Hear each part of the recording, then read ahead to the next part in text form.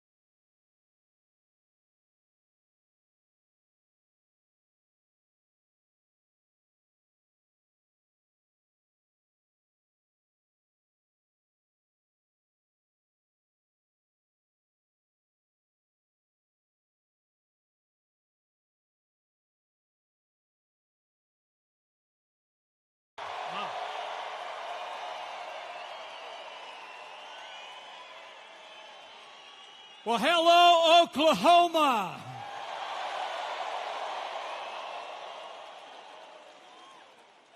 To Governor Kevin Stitt, the members of Congress, members of the incredible Trump family, my fellow Americans who've come from near and far, it is great to be back in the Sooner State for a great American comeback.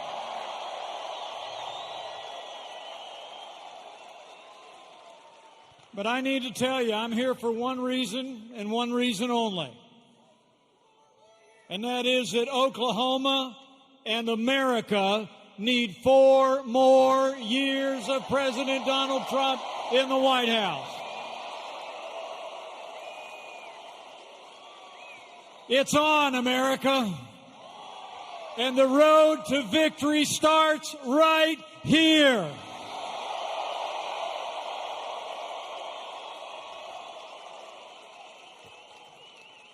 You know, I'm here because I stand with President Donald Trump. When this president stands up for American jobs and American workers, I stand with President Donald Trump. When this president stands up for faith and family and the American flag, I stand with President Donald Trump.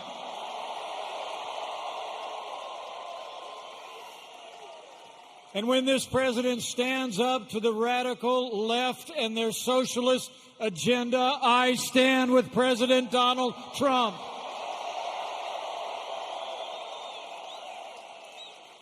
And when our president stands up for law and order and liberty and justice for all, we stand with President Donald Trump.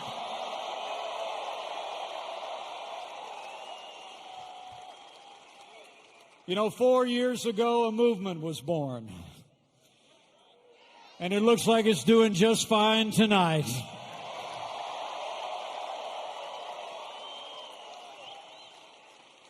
It's a movement of everyday Americans from every walk of life. Here in Oklahoma, you believe we could be strong again. You believe we could be prosperous again. You said yes to President Donald Trump in 2016, and I know Oklahoma is going to say yes to 4 more years of President Donald Trump in 2020.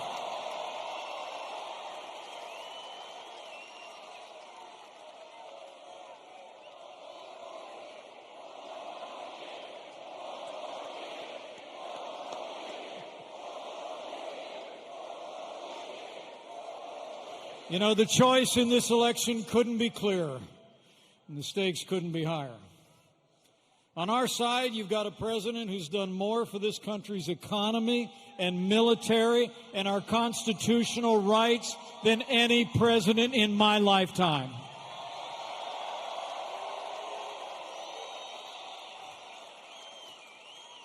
He's delivered 3 years of action, 3 years of results, 3 years of promises made and promises kept.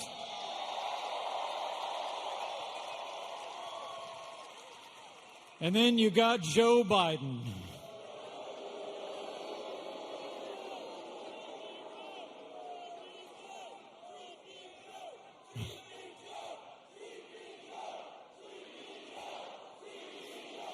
I mean, think about the contrast. President Trump cut taxes for working families, small businesses, and family farms, and Joe Biden wants to raise your taxes. President Trump signed more laws cutting federal red tape than any president in American history. And Joe Biden wants to bury our economy under an avalanche of red tape like the Green New Deal. President Trump has stood up to China and put American jobs and American workers first. And Joe Biden wants to go back to economic surrender. Joe Biden will cost America jobs. And by contrast, President Trump created more than 7 million jobs in our first 3 years. And as we open up America again, we've already seen 3 million jobs created in a single month and set a record for retail sales. The great American comeback has begun, and President Trump is leading the way.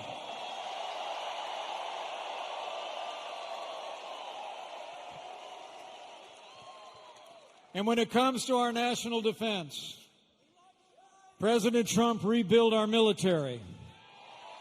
He restored the arsenal of democracy, and this president signed the largest increase in our national defense since the days of Ronald Reagan. Joe Biden and the Democrats, they neglected our military, support budget cutbacks, and ignored threats abroad. You know, under this president, with our renewed strength, we've taken the fight to radical Islamic terrorists on our terms, on their soil.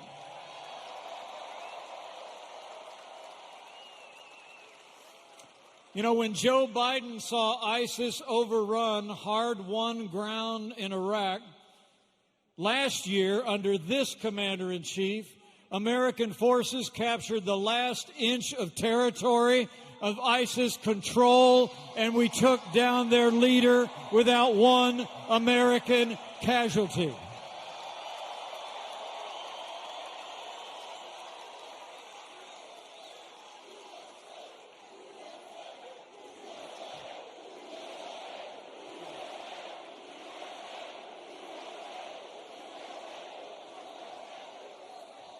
And remember when Joe Biden sent pallets of cash to terrorists in Iran?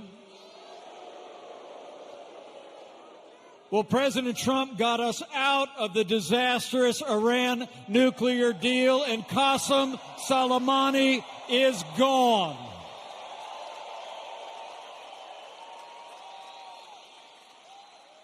You know, as the father of a United States Marine, I couldn't be prouder to serve alongside a president who cares so deeply about the men and women of our armed forces. So the choice is clear on jobs, on national security. And this president also knows that national security starts with border security.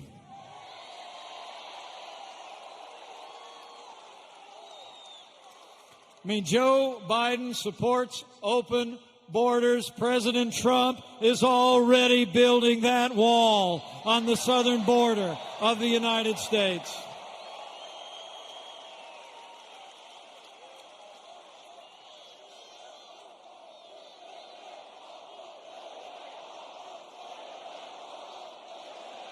Oh, we're building it.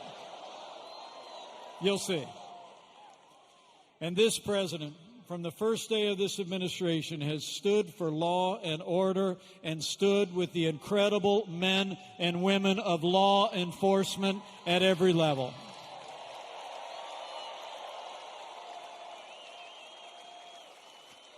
You know, the American people know that most of those who serve in the uniform of law enforcement are the best people in America. It's true. And we all know what happened to George Floyd was a tragedy that shocked the conscience of the nation, and justice will be served. There's no excuse for what happened to George Floyd, but there's also no excuse for the rioting, looting, and violence that followed.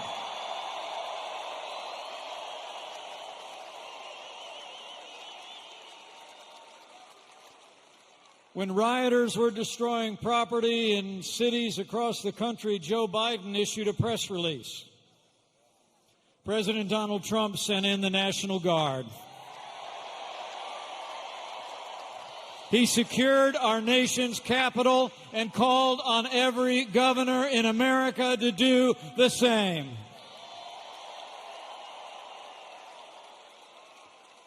And in the days that followed, you saw it. We quelled the violence. And since then, we've been working with law enforcement and leaders in our African American community to improve public safety and improve the lives of our African American neighbors. We're listening. We're learning. We're leading.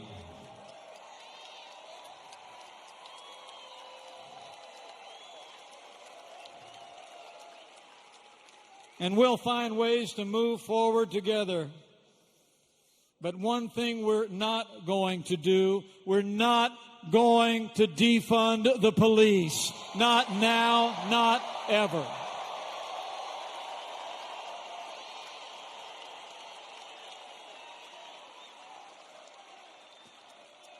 And when it comes to the rule of law, Joe Biden is making plans to appoint activist judges who will legislate from the bench. But next week, President Trump will appoint his 200th judge to our federal courts. And they're all conservative jurists who are upholding the God-given liberties enshrined in our Constitution, like the freedom of speech, the freedom of religion, and the Second Amendment right to keep and bear arms.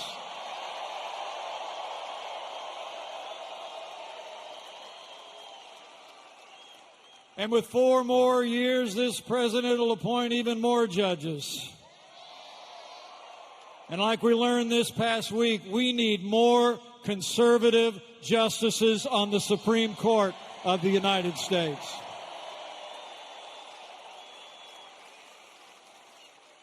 And finally, while Joe Biden supports taxpayer funding of abortion and was just endorsed by Planned Parenthood, I couldn't be more proud to be vice president for a president who stands without apology for the right to life.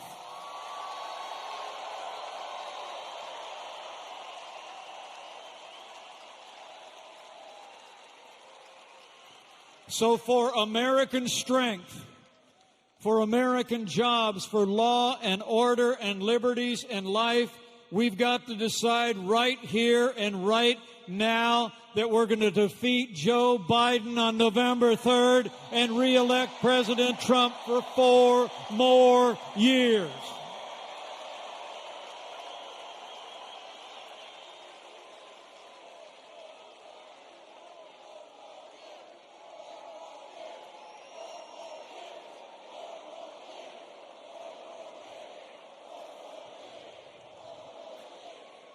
You know, because it's not just the record of success. It's about leadership. And the leadership this president has shown in one of the most challenging times any of us can remember. Did you know before we had a single coronavirus case in the United States, President Donald Trump closed down all travel from China? He put the health of America first.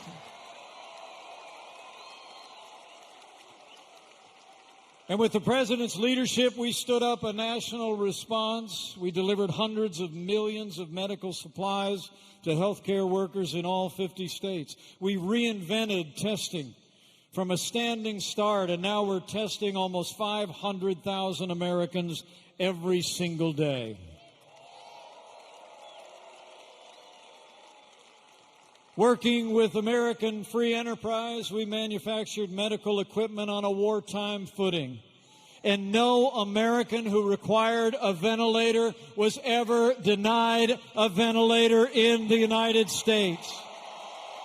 That's a national accomplishment.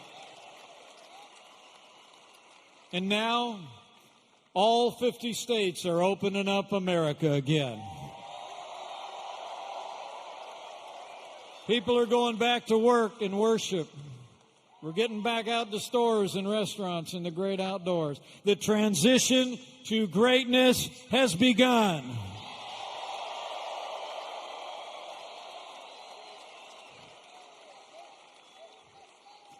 And despite the fear-mongering of some in the media, the truth is all across this country, hospitalizations are down, our losses are declining, and every day we're one day closer to putting the coronavirus in the past.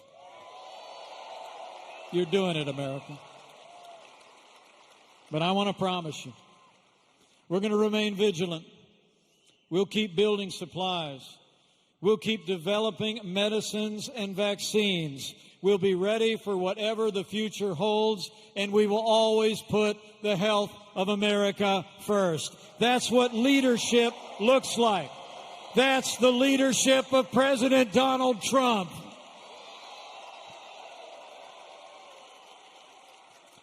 So, my fellow Americans, get ready. Buckle up. It's on. We've got a little more than 4 months to win 4 more years for President Donald Trump in the White House. So get ready to bring it, just like you did 4 years ago. Bring the enthusiasm. Keep voicing your support. Keep telling your neighbors and friends all that we've accomplished and what this president can do with 4 more years in the White House. I mean, think about it. 4 more years means more jobs. 4 more years means more judges. 4 more years means more support for our troops. And it's going to take at least 4 more years to drain that swamp.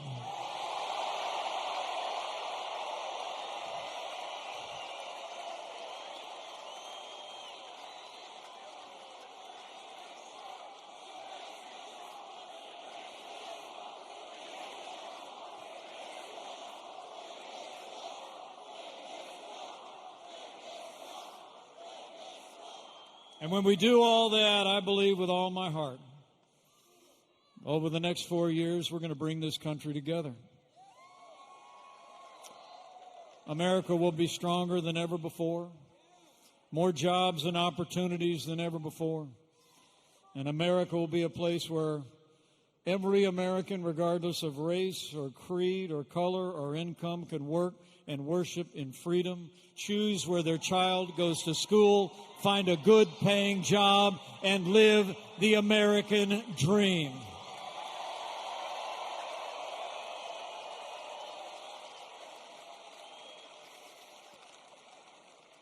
So thank you for coming out tonight.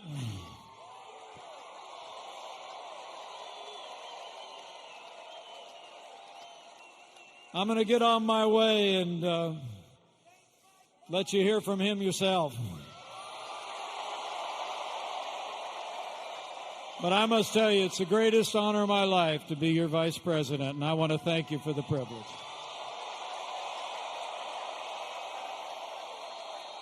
And in all my travels across this country, from big cities to small towns over the last 4 years, I can tell you firsthand, America is a freedom-loving nation, and America is a nation of faith.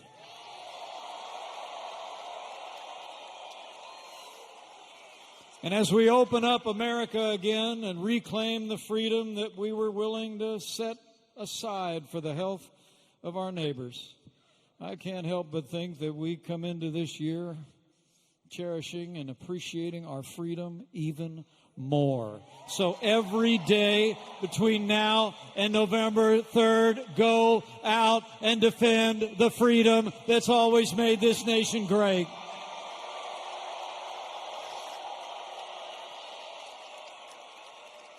And while you're doing it, have faith. Faith that in these challenging times, that if his people who are called by his name will humble themselves and pray, he'll do like he's always done through the long and storied history of this land. He'll hear from heaven. He'll heal this land, this one nation under God, indivisible, with liberty and justice for all. So pray for America, for all the American people. Ladies and gentlemen, President Donald Trump is the real deal. He's a man who says what he means and means what he says. He never quits. He never backs down. And I can tell you firsthand, he's never stopped fighting to keep the promises that he made to the American people. And now it's our turn to fight for him.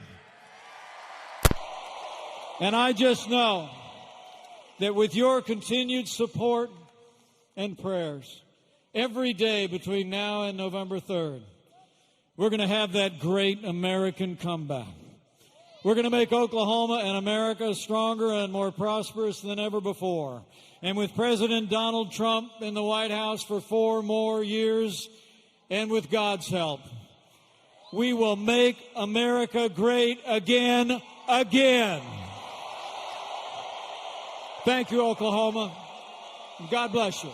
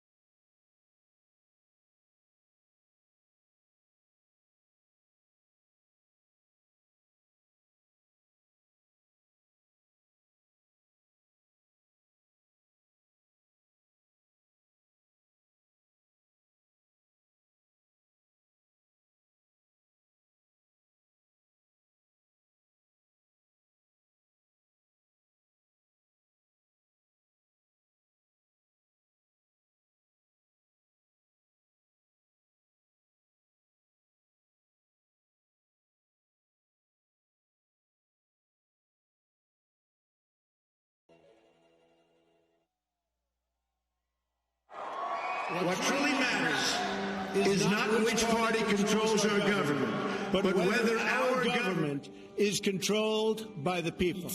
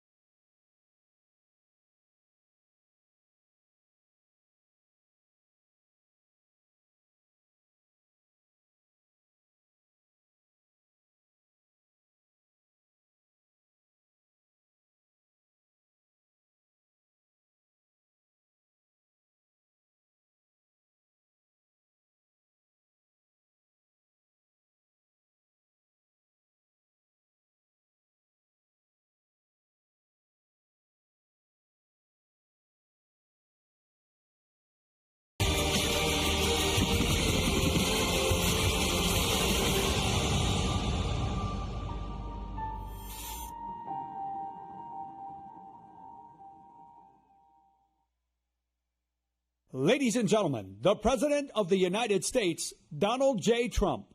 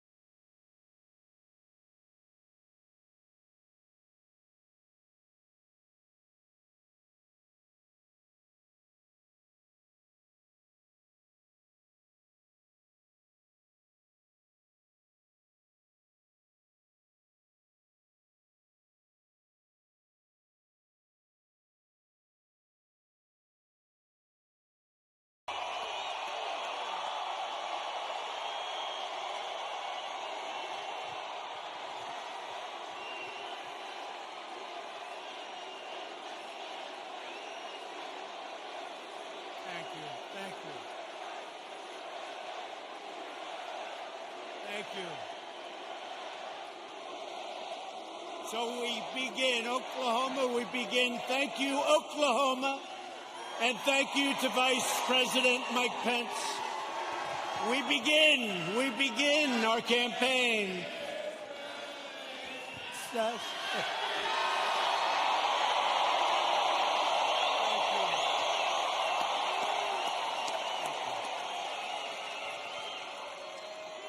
We begin our campaign, and I just want to thank all of you. You are warriors. I've been watching the fake news for weeks now, and everything is negative.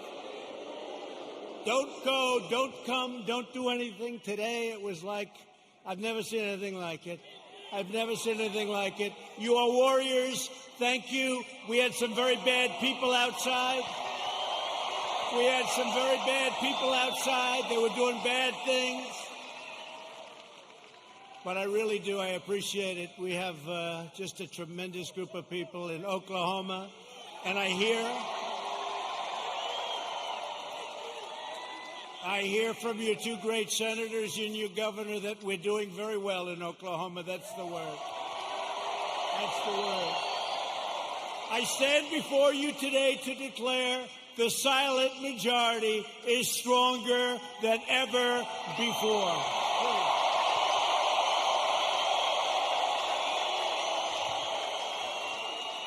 5 months from now, we're going to defeat Sleepy Joe Biden. Boy, does he get a pass from these people, huh? We're going to stop the radical left. We're going to build a future of safety and opportunity for Americans of every race, color, religion, and creed. Republicans are the party of liberty, equality, and justice for all. We are the party of Abraham Lincoln, and we are the party of law and order.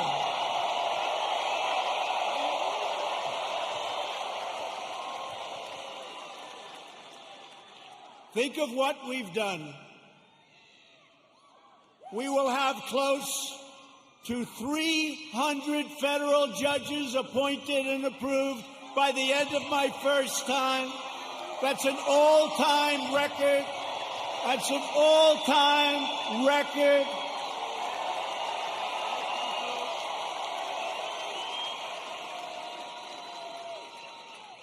I've always heard how important judges are.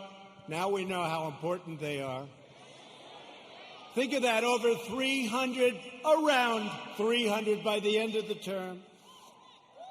And when we have another 4 years, we're going to have a big, big percentage of the total number. Very important. November 3rd. And 2 great Supreme Court judges. So we have 2 justices of the Supreme Court. Justice Gorsuch, Justice Kavanaugh. They're great.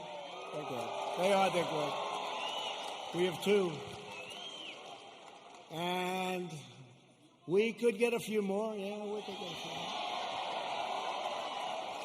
We've spent over $2 trillion to completely rebuild the unmatched strength and power of the United States military. And all of that incredible equipment, whether it's submarines or missiles or rockets or jet fighters, bombers, it's all built in the USA.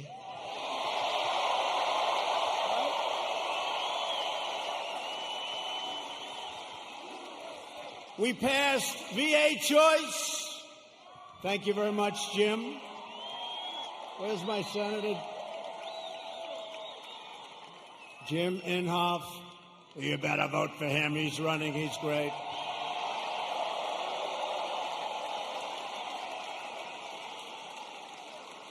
But we'll get to him and James Lankford in a second. 2 great senators. You have 2 great senators. So we passed VA choice.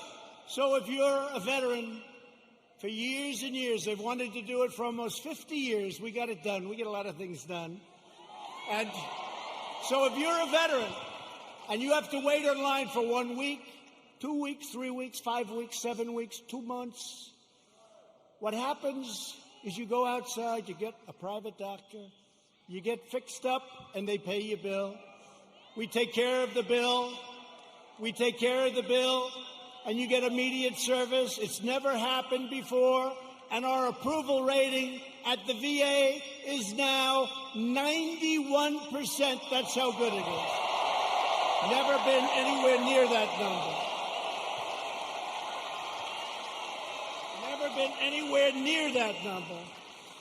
And VA accountability. We had a lot of bad people in the VA, people that didn't love our vets, people that were sadistic, people that stole, a lot of bad people.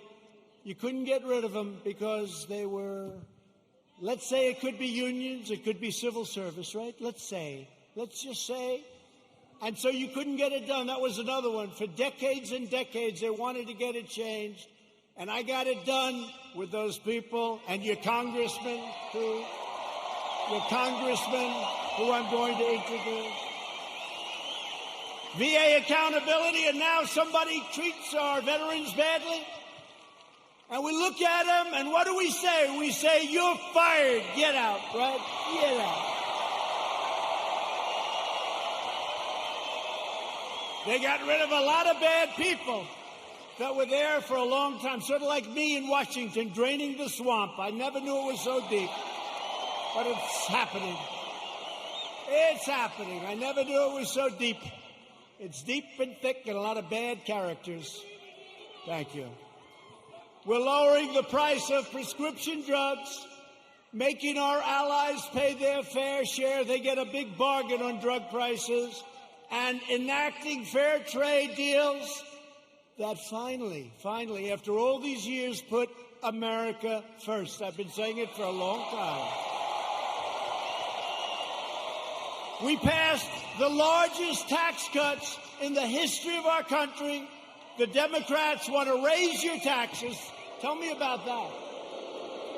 Tell me about that. I guess I'm old-fashioned. You know, all my life, I heard politicians want to lower taxes, not raise them. If you could lower them, you couldn't lose. The Democrats want to substantially raise your taxes. How do you figure that? And regulation cuts, we passed more regulation cuts than any administration in the history of our country.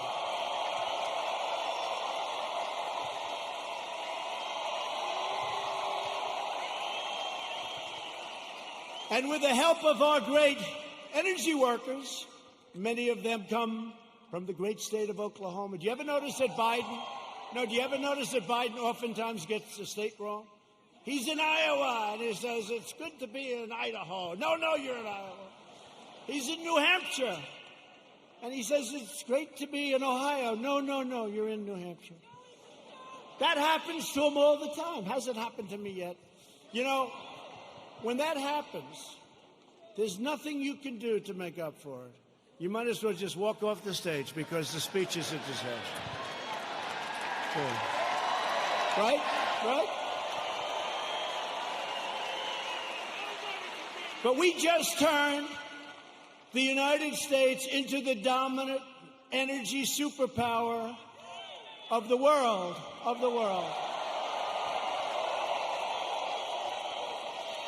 And because of the Chinese virus, what happened about 3 months ago, it looked like we were in big trouble, and we were, and I got it back together. I called Russia. I called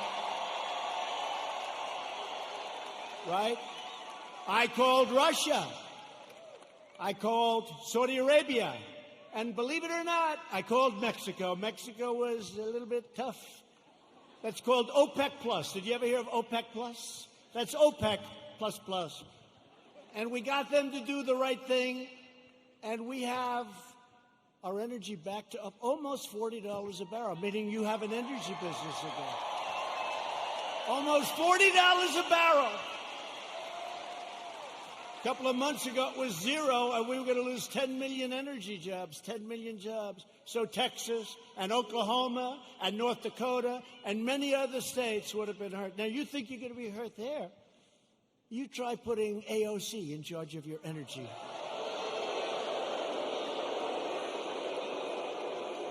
That will make the pandemic look like child's play to the people in energy. She has one problem. It's called petroleum. No president or administration has done more in the first 3.5 years than the Trump administration. Not even Trump. Nobody. Our incredible success in rebuilding America stands in stark contrast to the extremism and destruction and violence of the radical left. We just saw it outside. You just saw it outside. You saw these thugs that came along. These people call them protesters. Isn't it beautiful? It's so beautiful. No, they're so wonderful. They call them the Boston Tea Party. They're so wonderful. Yeah, they call them. You ever watch fake news CNN? You ever watch where they go?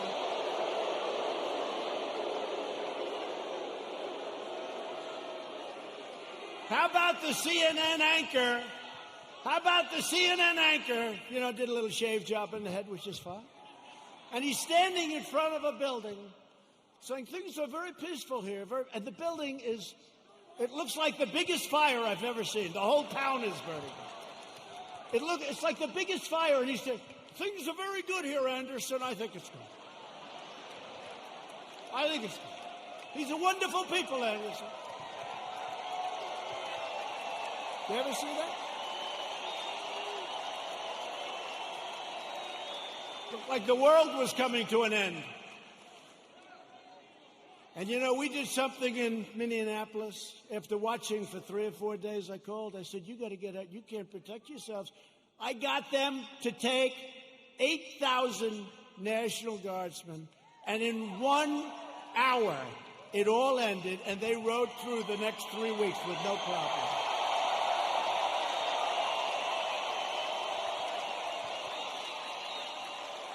And we did the same thing in other cities. But how about Seattle? Isn't that great?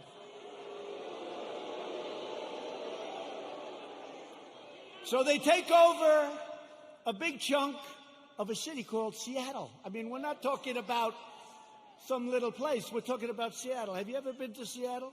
They took over a big chunk, and the governor, who's radical left, all of these places I talk about are Democrat. You know that. Every one of them. Every one of them. And I have an offer out. I said, anytime you want, we'll come in, we'll straighten it out in 1 hour or less.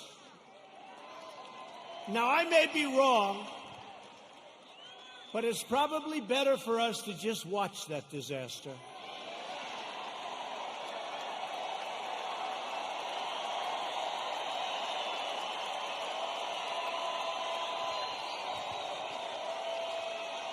I flew in with some of our great congressmen who we're going to introduce in a second, and I said to him, Congressman, what do you think?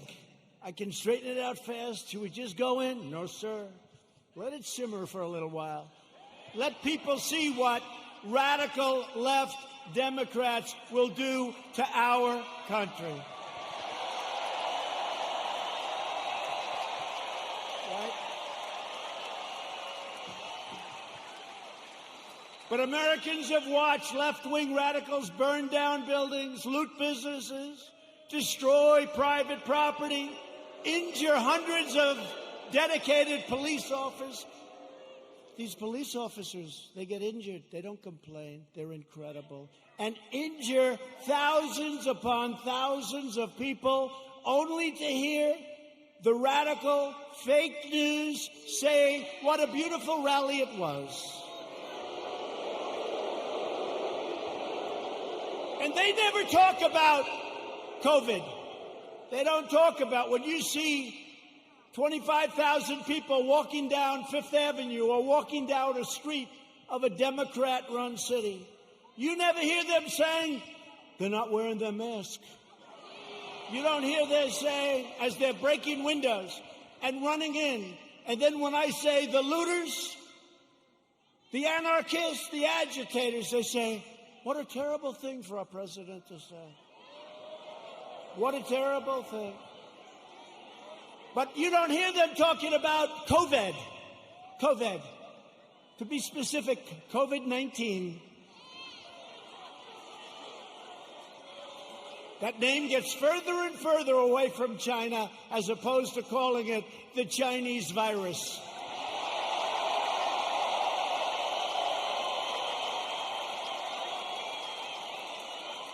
And despite the fact that I have done a phenomenal job with it, I shut down the United States to very heavily infected, but all people from China in late January, which is months earlier than other people would have done it if they would have done it at all. I saved hundreds of thousands of lives.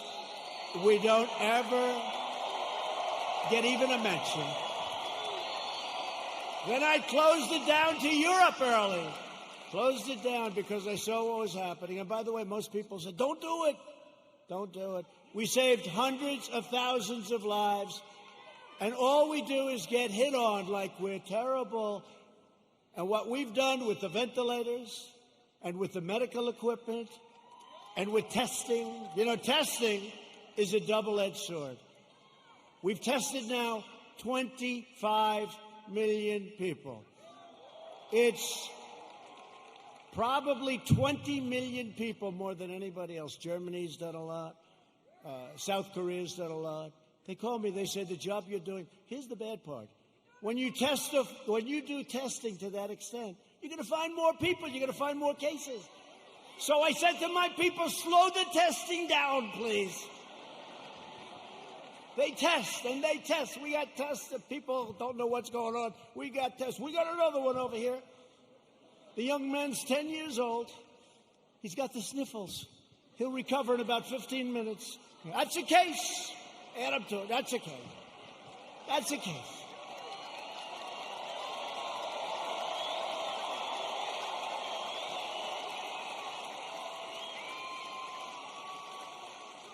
I was actually with a very nice man, very good man, even though he's very liberal, the governor of New Jersey, right? We know him? No, listen, he said to me something that's amazing.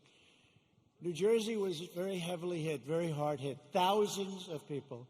He said with thousands of people that died, thousands of people, there was only one person that died under the age of 18. Would you believe that? Which tells me one thing, that kids are much stronger than us. When you see a little kid running around, say, boy, oh boy, do you have a great immune system. How about a piece of your immune system? They don't even know about this. Let's open the schools, please. Open.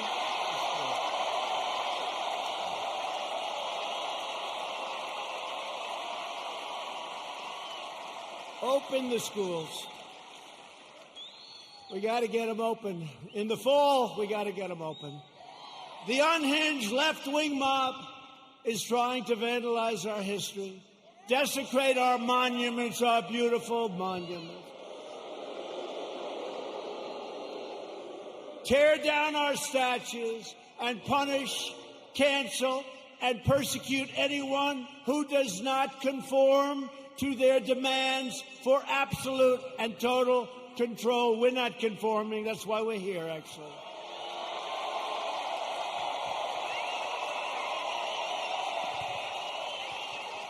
This cruel campaign of censorship and exclusion violates everything we hold dear as Americans. They want to demolish our heritage so they can impose their new oppressive regime in its place. They want to defund and dissolve our police departments. Think of that. I heard it for the first time 2 weeks ago. I said, well, that one, they're only kidding. I said, they're not. Minneapolis, you see what's going on? They're not kidding. They got a lot of problems. They'll have a lot of problems. Hey, it's 1 o'clock in the morning. And a very tough, I've used the word on occasion, hombre. A very tough hombre is breaking into the window of a young woman whose husband is away as a traveling salesman or whatever he may do. And you call 911, and they say, I'm sorry, this number is no longer working. By the way, you have many cases like that, many, whether it's a young woman, an old woman, a young man, or an old man, and you're sleeping. So what are you going to do, right? So they want to defund. They really do. This is a serious movement. And in Minneapolis, the council's already passed it. In Seattle, you see what's going on there. It's even worse, okay? These people are stone cold crazy. They're crazy. So if you want to save your heritage, you want to save that beautiful heritage of ours. We have a great heritage. We're a great country. You are so lucky I'm president. That's all I can tell you.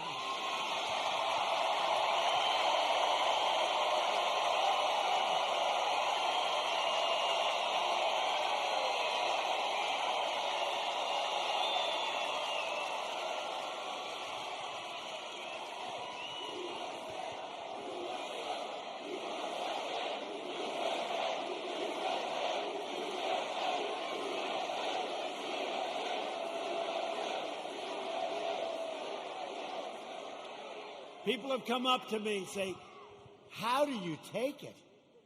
I say, do I have a choice? Do I have a choice? We deal with a lot of bad people, but we're winning. And every once in a while, I'll have one of these days where I'm hit left and right, like even this great event. What if you could have seen outside, or if you could have heard the reports, oh, it's COVID, it's this, by the way, it's a disease, without question, has more names than any disease in history. I can name Kung Flu.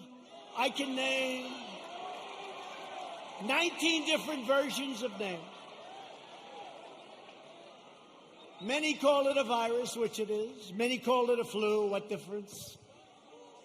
I think we have 19 or 20 versions of the name.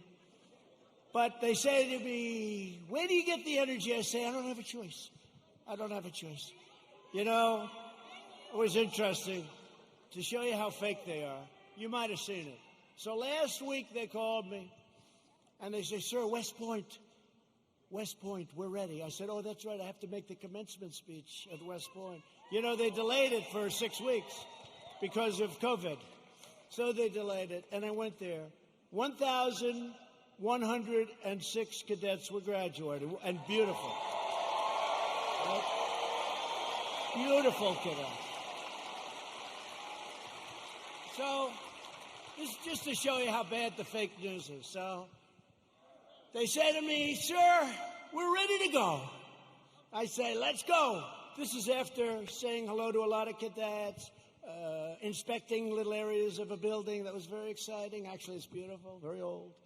Studied a lot of our great generals, some of our presidents that went there. West Point is beautiful, right on the Hudson River. But after an hour, general that runs it is a fantastic guy. After an hour, we land. We do some more inspections, and they say, sir, are you ready? Yes, I am. So we walk like the equivalent of about 3 blocks, which is fine. We go on stage, which is fine. They make speeches. Then I make a speech. It lasted a long time. I don't know, maybe 45 minutes, maybe longer. I don't know, but a long time. The sun is pouring down on me. Okay? But they said to me before the speech, sir, would you like to salute each cadet, each single cadet, or maybe they'll be in groups of 2. Would you like to salute like this? Yes. Like this. Almost 600 times. You know what that is? 600 times!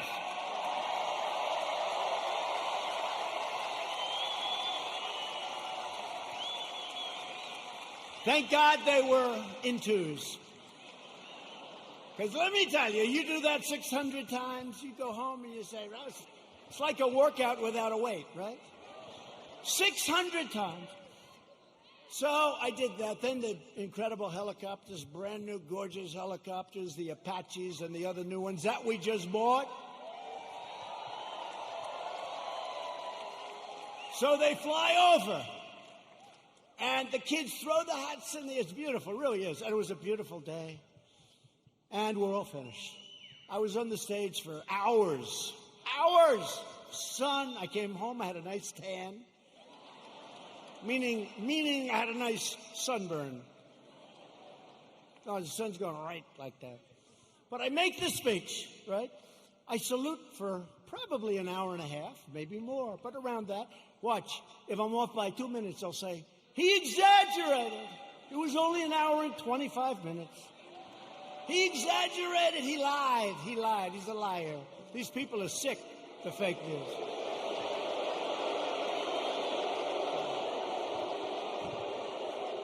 So then,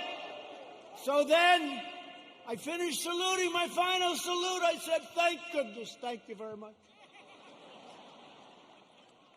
But think of it, so essentially almost 600 times. Now, the general says, sir, are you ready? I said, I'm ready, General. Where are we going now? You have to understand, I left early in the morning to get there. Now it's sort of late in the afternoon. A lot of these fakers were with us. So they know.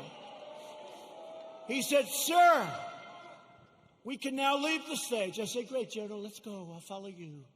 And he goes like this, right here, sir. I'll walk on.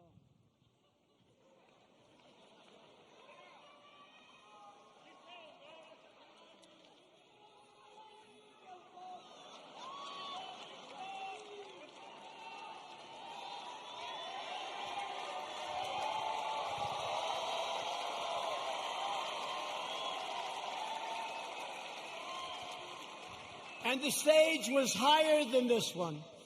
And the ramp was probably 10 yards long. I say, General! Now you got to understand, I have the whole Corps of Cadets looking at me. And I want them to love their president. I did this big thing. I love them. I love them. They're incredible. And they do. I said, General, I've got myself a problem, General. Because I'm wearing leather bottom shoes, which is good if you're walking on flat surfaces. It's not good for ramps. And if I fall down, look at all those press back there. Look at them.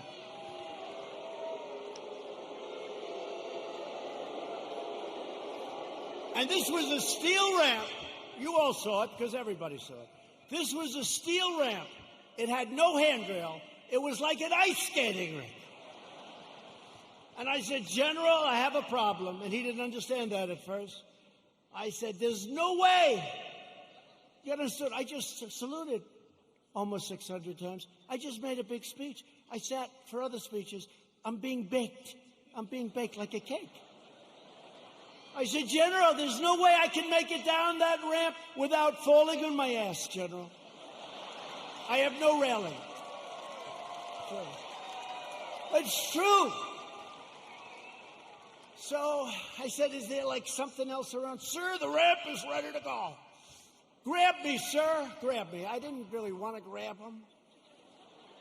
You know why? Because I said, that'll be a story too. So now I have a choice. I can stay up there for another couple of hours and wait till I'm rescued. Or I can go down this really steep, really, it's an ice skating rink. It's brutal. So I said, General, get ready because I may grab you so fast. Because I can't fall with the fake news watching. If I fall,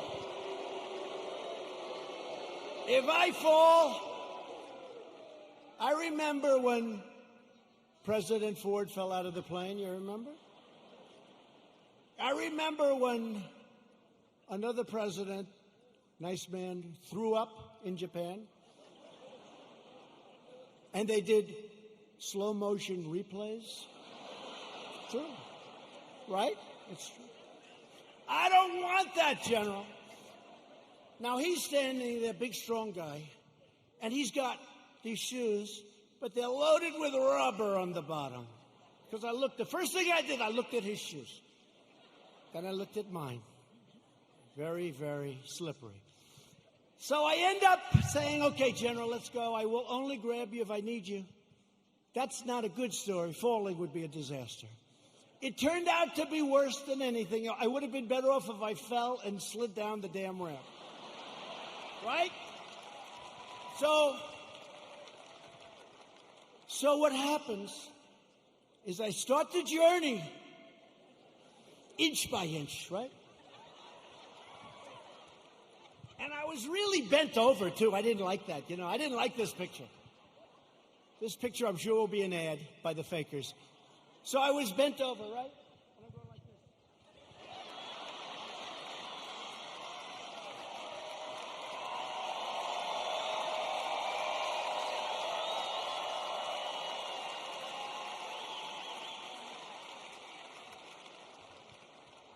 And then we finally reached almost the end. And the fake news, the most dishonest human beings, they cut it off. You know why?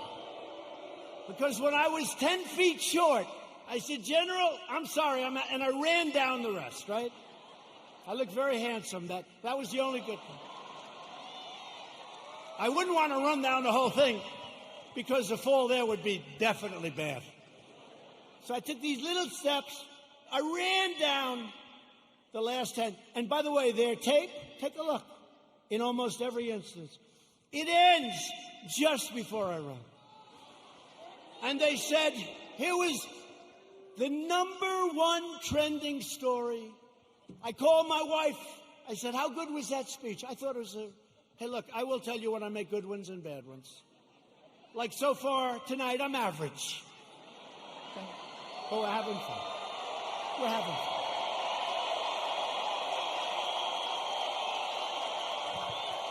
So far tonight. But I called my wife and I said, how good was it, darling? She said, you're trending #1.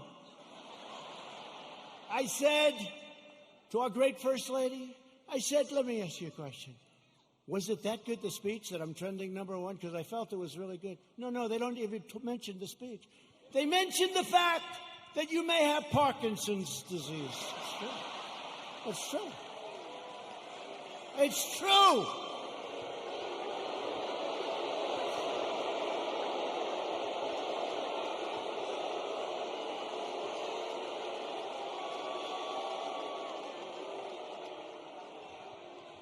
They say there's something wrong with our president. I'll let you know if there's something wrong, okay? I'll let you know if there's something. I'll tell you what, there's something wrong with Biden, that I can tell you.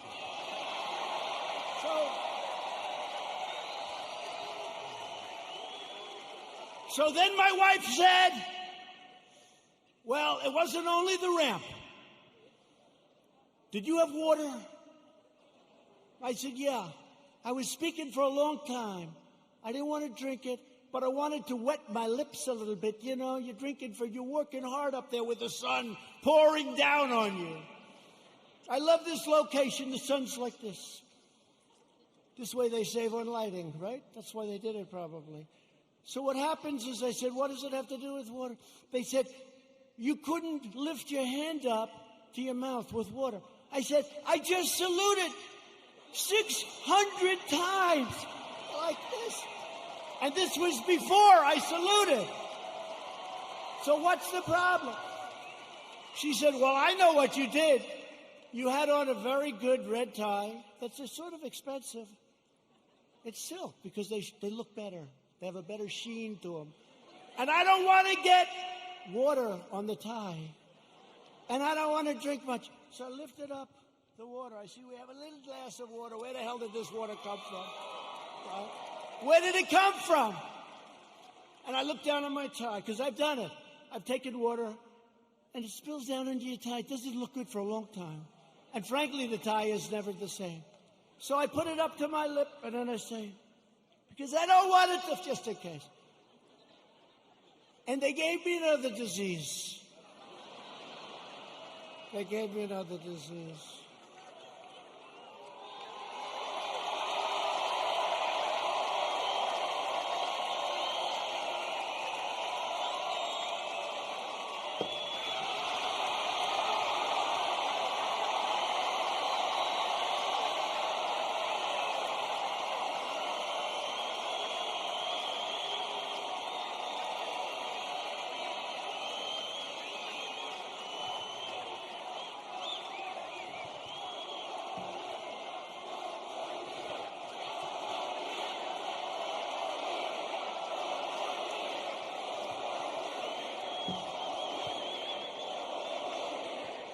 Anyway, that's a long story, but here's the story. I have lived with more the ramp than the water, but I've lived with the ramp and the water since I left West Point. Not one media group said I made a good speech or I made a great speech. But the kids loved it because they broke their barrier, which wasn't good in terms of COVID. But they broke their barrier and they wanted to shake hands. They wanted to, and I don't want to tell anybody, but there were a couple of kids they put at the end. I actually shook their hand, okay? I actually shook it. Because they were excited. They were excited. They're with their president. They were excited. The most beautiful young people, men, women, the most beautiful young people you've ever seen. So think of how you feel, you me. I go there. How did I do? Sir, that was a great speech. You know, all my people, sir, that was one of your best. That was great. I said, that's great. I agree. It was a good speech. I like that speech. They don't mention the speech, but they have me going down this ramp at an inch at a time. It's so unfair. It really is. So unfair. They are among the most dishonest people anywhere on earth. They're bad people. Bad people. Okay, that's enough of that. I wanted to tell that story. Does everybody understand that story? The left-wing anarchists tore down a statue of Thomas Jefferson. Now we're getting into the real stuff. They decapitated a statue of Christopher Columbus, except in New York when the Italians surrounded it. They didn't have too much of a chance. Those Italians, I love the Italians. They heard they were going to rip down their beautiful Christopher Columbus, and all of a sudden they circled that thing. They didn't do too well in hurting Christopher, did they? Thank you to our Italian population. We're very proud of you, right? 2 days ago, leftist radicals in Portland, Oregon, ripped down a statue of George Washington and wrapped it in an American flag and set the American flag on fire. Democrat, all Democrat. Everything I tell you is Democrat. And you know, we ought to do something, Mr. Senators. We have two great senators. We ought to come up with legislation that if you burn the American flag, you go to jail for 1 year. 1 year.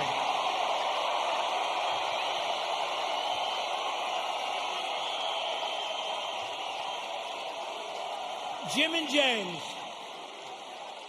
and James, we ought to do it. You know, they talk about freedom of speech, and I'm a big believer in freedom of speech, but that's desecration. That's a terrible thing to do. We used to have things. We don't have them anymore because we want to be so open, so everything, and look what happens. We should have legislation that if somebody wants to burn the American flag and stomp on it, but just burn it, they go to jail for 1 year, okay? In Seattle, the Democrat mayor and the Democrat city council have surrendered control of 6 city blocks to an anarchist mob. These are anarchists. These are not protesters. You listen to the fake news, they say, oh, the protesters were lovely. Could you imagine if people just even slightly to the right tried to take over Seattle? They'd have machine guns out to get them. But these people can take over the city. Look at what they've done to business people that have spent years and years building their business, and now they're wiped out, taken away. Governor Inslee ought to get his act together, get in there. I'll help you. I'll do whatever you want. I'm waiting for a call. I would love to do it. I would love to do it. It'll take less than an hour, and it'll all be over with, and you'll have your city back.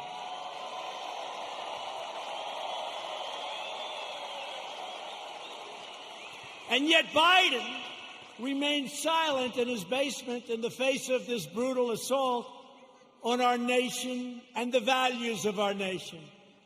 Joe Biden has surrendered to his party and to the left-wing mob. He has no control. Does anybody honestly think he controls these radical maniacs? You know what he says to his wife when he's not confusing her with his sister? Get me the hell out of here. These people are crazy. That's what he says. He has absolutely no control. You know, a lot of times I'll make like a speech, and I'll have this beautiful paragraph come out criticizing every little aspect of the speech. Beautiful, brilliant. But Joe didn't. And it'll say, a comment from Joe Biden. But he didn't say it. Professional people, great students in English lit, people that are very smart say it. Joe Biden said, and they'll go into this highly complex paragraph, beautifully worded, and I say, Joe didn't say that. Joe doesn't even understand it.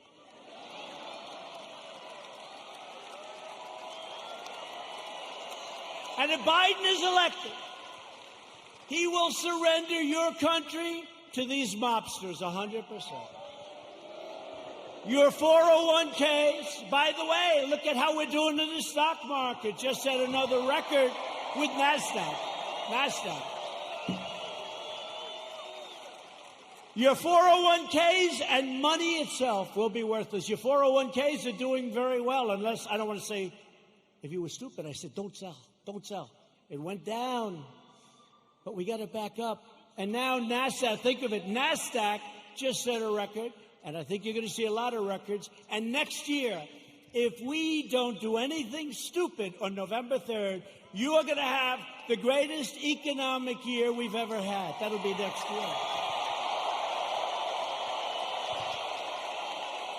If the Democrats gain power, then the rioters will be in charge, and no one will be safe, and no one will have control. Joe Biden is not the leader of his party. Joe Biden is a helpless puppet of the radical left. And he's not radical left. I don't think he knows what he is anymore. But he was never radical left. But he's controlled by the radical left. And now he's really controlled. His campaign staff even donated a lot of money to bail out rioters, looters, and arsonists who ravaged Minneapolis. They bailed them out. They put up a lot of money to bail them out, the rioters, the looters. And they were the arsonists. So they'll say, oh, it's terrible what he says about the people of our nation. Maybe some of them aren't even from our nation. The left is trying to do everything they can to stop us. Every hour of every day, including even violence and mayhem, they'll do anything they can to stop us. Look what happened tonight. Look at what happened tonight. Law enforcement said, sir, they can't be outside. It's too dangerous. We had a bunch of maniacs come and sort of attack our city. The mayor and the governor did a great job, but they were very violent people.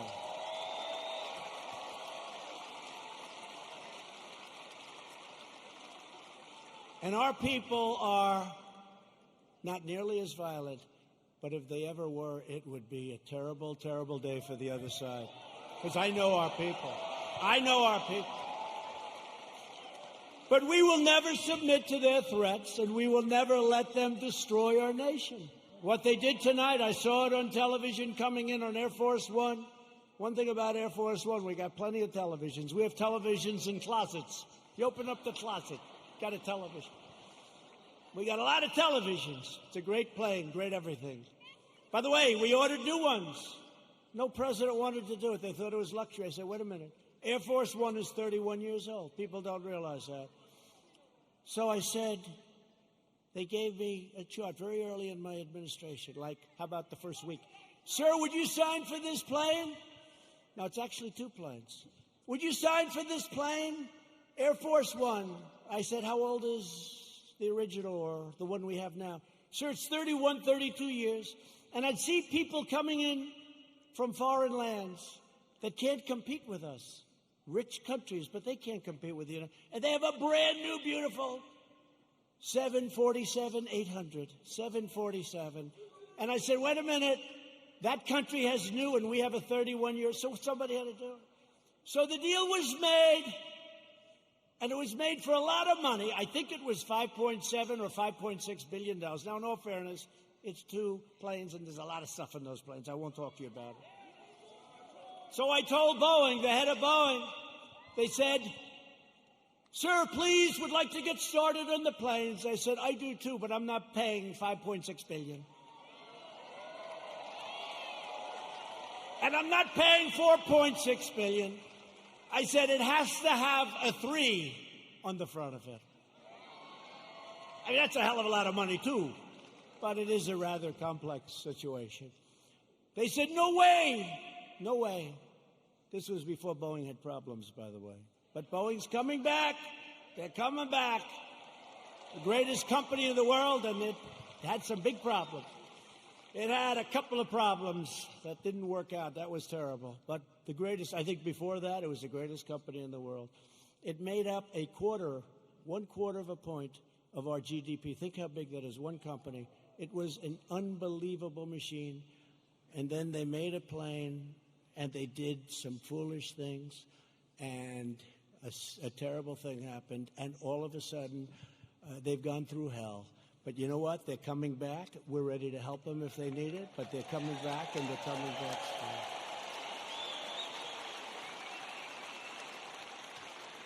But this was the Boeing before that, and they were riding high, and like I was before this thing came in. But we're still riding high because you know what? On November 3rd, we're going to win. We're going to win.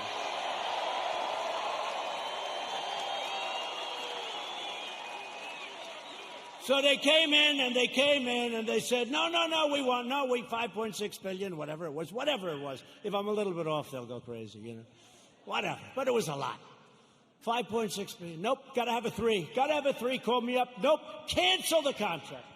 I said, cancel the contract. I want to cancel. I said, General, can you cancel the contract? He said, yes, sir. I'm very proud of it.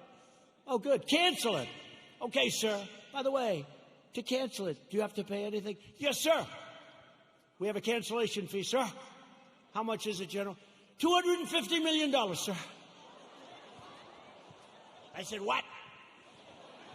Sir, we made a good deal. $250 million to cancel. You mean if we don't buy the plane, we have to hand them $250 million? That's not good, right? Look at these two guys. They're looking. By the way, that's like a good story compared to some I could tell you, like with aircraft carriers.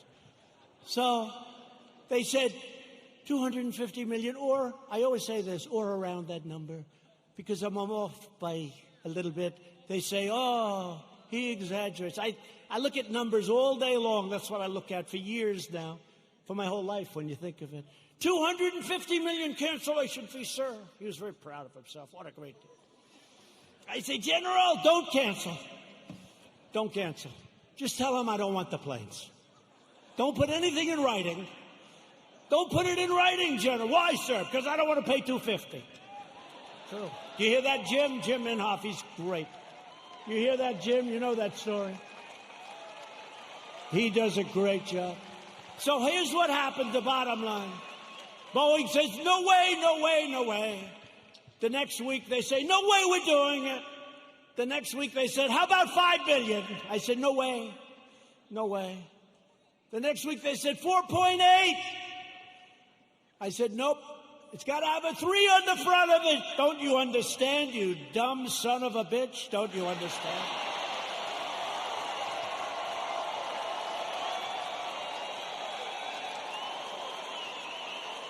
I turned out to be right, you know. Turned out to be right. Nobody gets that. No, got to have a 3. Next day, they come back. 4.5 is our best offer. Nope, I'm not doing it. I'm not doing it. Come back when you're ready. A month goes by, another month. They never heard about it. They never heard from me. They thought I was serious. I was. And they came back at $4 billion. That's a lot of money. But I saved like $1.6 billion or $1.7 billion. Nobody wants to talk about it. Nobody wants to talk about it. When I get foreign nations to pay us billions and billions of dollars. Nobody wants to talk about that. When I take soldiers out of countries because they're not treating us properly, Germany is an example. I mean, I have a German heritage, like some of you. I said, let's get it down from 50,000 to 25,000 because they're delinquent. For many years, they're delinquent. They haven't been paying what they're supposed to be paying. They're paying 1% instead of 2%, and 2% is a very low number. And they say, yes, we think by 2030, maybe 2032, we could get current. I said, no, Angela. Angela, please. Don't say that, Angela. It's true. You know who I'm talking about. Nice. By the way, very nice woman, very good negotiator. I said, Angela, that's a long time. This was in 2019. She said 2032. I said, no, Angela, that's not working. But I said, what about, because now they want to get current, but I said, well, what about the last 25 years, all the money you owe us? Everybody forgot about that. They forget about all the money that wasn't paid. I said, what about the $1 trillion that you really owe? So we're negotiating, let's see. But in the meantime, we're reducing our troops. Remember this. Remember this. We're supposed to protect Germany from Russia. But Germany is paying Russia billions of dollars for energy coming from a pipeline, brand new pipeline. So they pay the country we're supposed to protect them from. They pay billions of dollars to that country. We're supposed to protect them. Excuse me, how does that work? How does that work?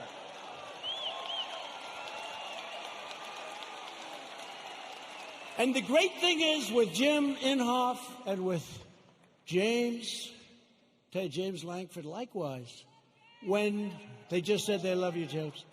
When they hear it, they get it. A lot of people don't get it. They get it. We cannot continue to be ripped off. We're ripped off by so many countries, and we're stopping it.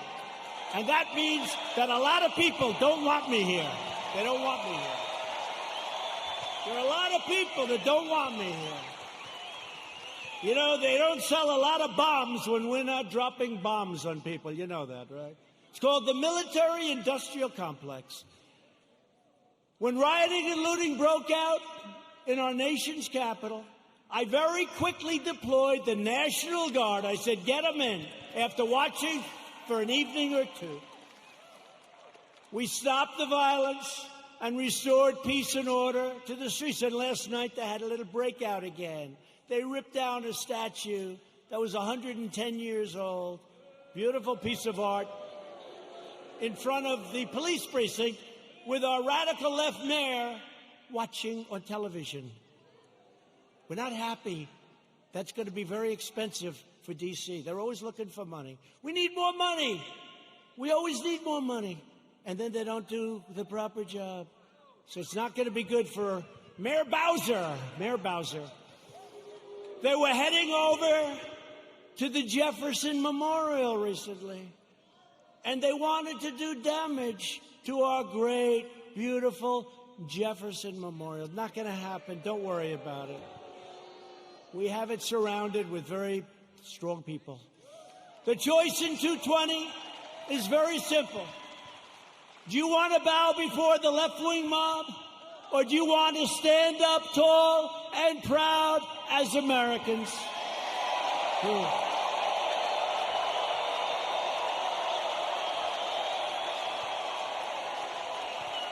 And explain this to the NFL. I like the NFL. I like Roger Goodell, but I didn't like what he said a week ago. I said, where did that come from in the middle of the summer? Nobody's even asking. We will never kneel to our national anthem or our great American flag. We will stand proud and we will stand tall.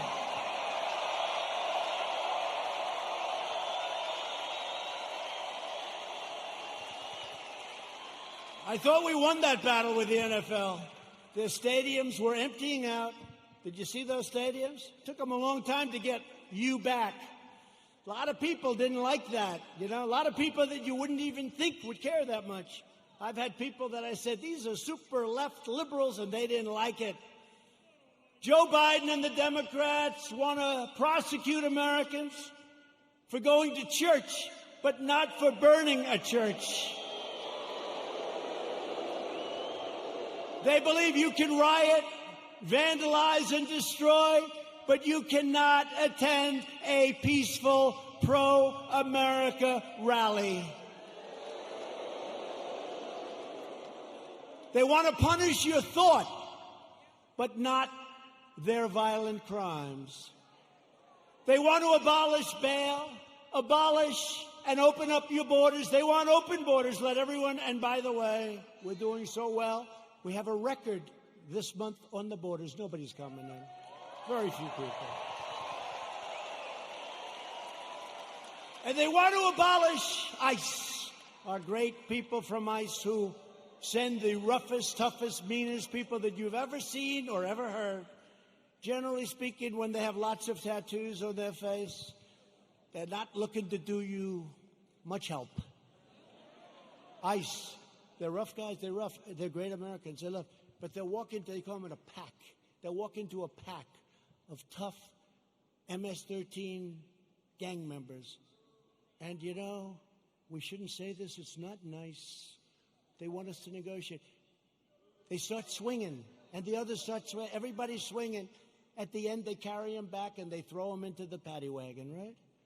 They're great. And these people want to get rid of ICE. They get rid of murderers. They get rid of rapists. They get rid of the worst scum on earth.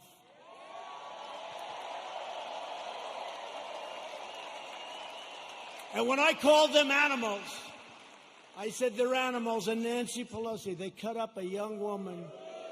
They cut up a young woman, and her friend cut him up with a knife because it was more painful, dead. Cut him up with a knife because it's more painful, takes longer than shooting a gun. They cut him up. I said, these are animals. And Nancy Pelosi said, these are human beings, they're not animals.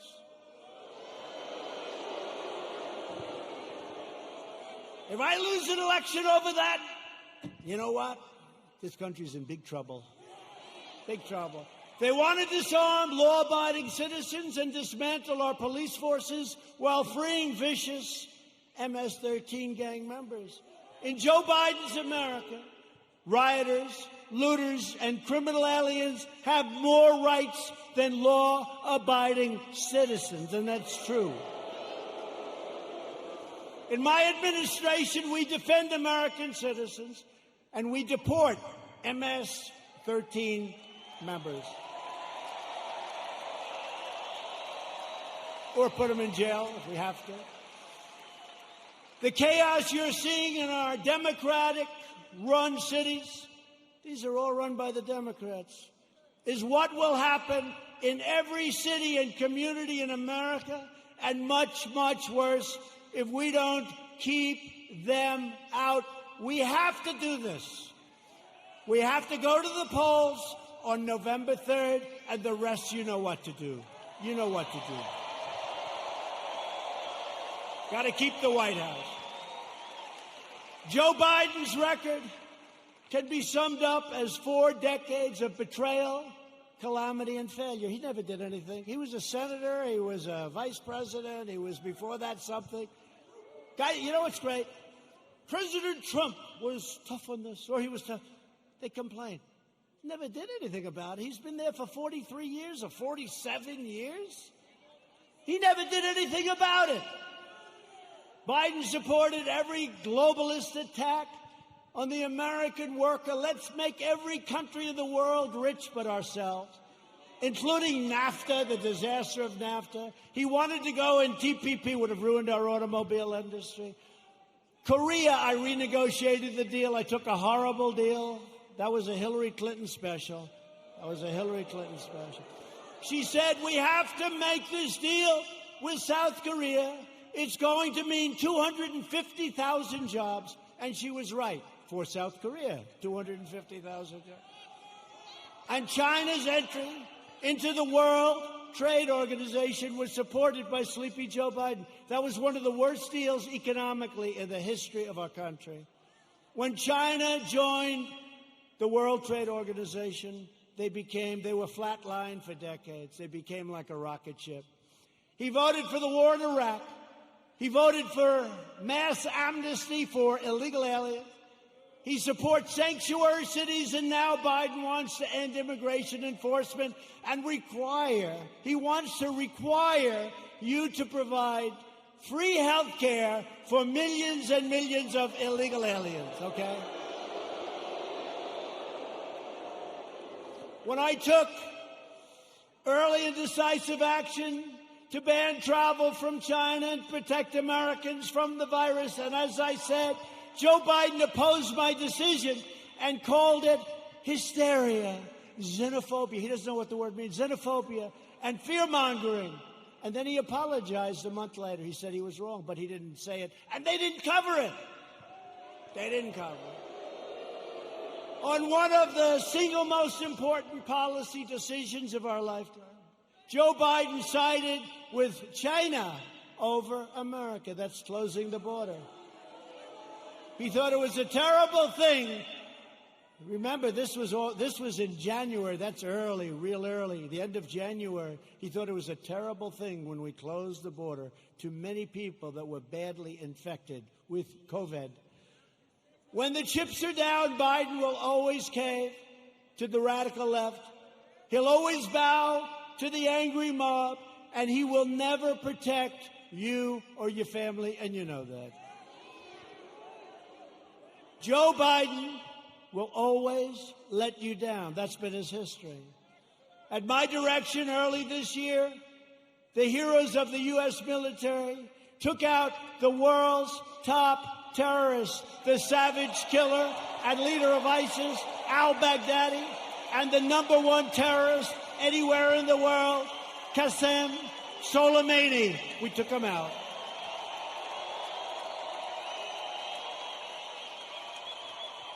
Joe Biden opposed killing Soleimani. He was we killed this #1 terrorist. He didn't like it. You know why he didn't like it? Because he thought it would be good politically. That didn't work out too well. Just as he opposed the raid that killed Osama bin Laden. He opposed it. You know that. Biden is always on the wrong side of history, as said by people that are with him and worked with him. He never made a correct foreign policy decision. Biden is a puppet for China. Son walked out with $1.5 billion. I think it's a little bit. Allowing them to rip off America for many years. Now they're paying us billions and billions of dollars. We give a lot of it to our farmers. We have plenty left over. China is not exactly happy with me.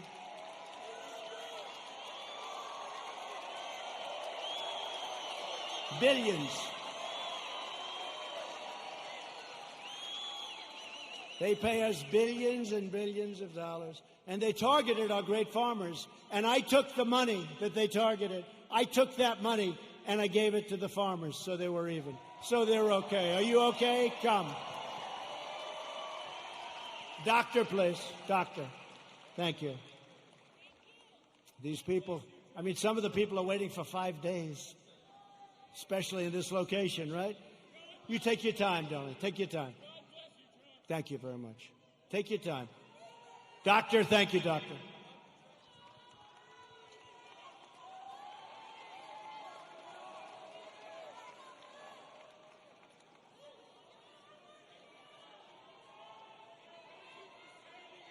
Thank you.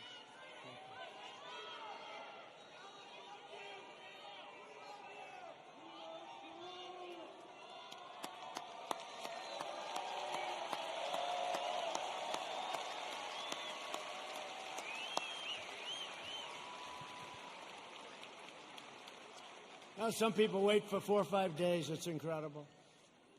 He never did anything against China, Joe Biden. And that's why they desperately want him to win. They want him to win so badly. Iran wants him to win so badly. Let me tell you, I'm going to make a very fast deal, the best deal you've ever seen. I've already made one with China, but I can make even more. They want me to lose because they will own the United States if I lose. Iran. President Obama gave them $150 billion for nothing.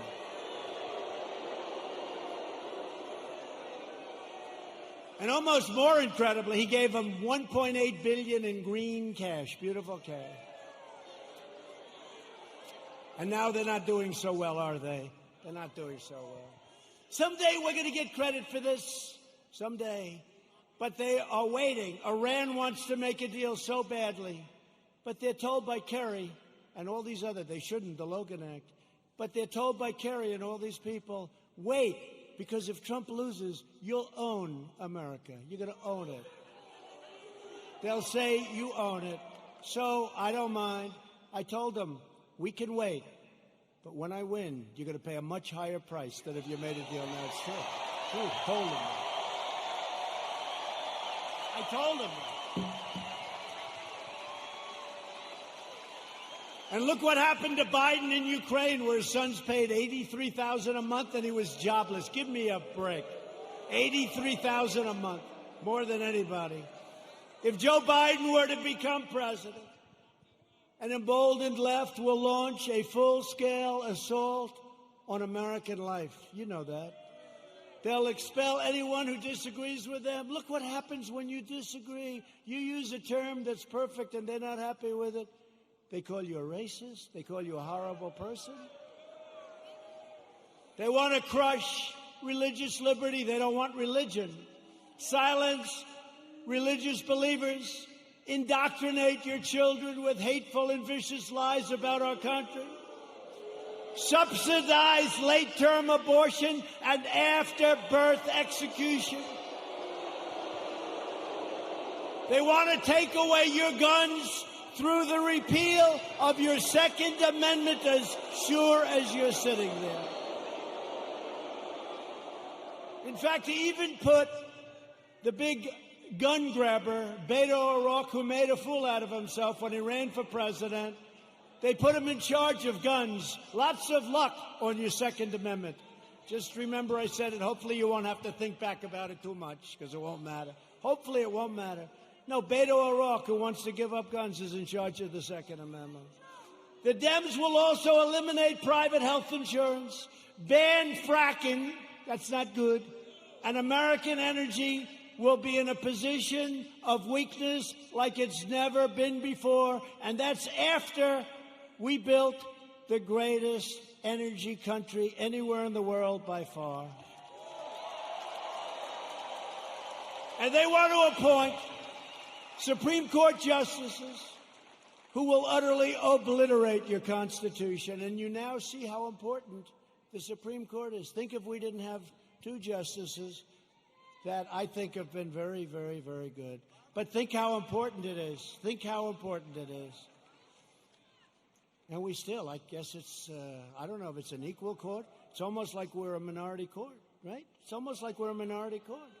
The recent Supreme Court cases prove that if Joe Biden is elected, he will stack the court with extremists and the forgotten men and women.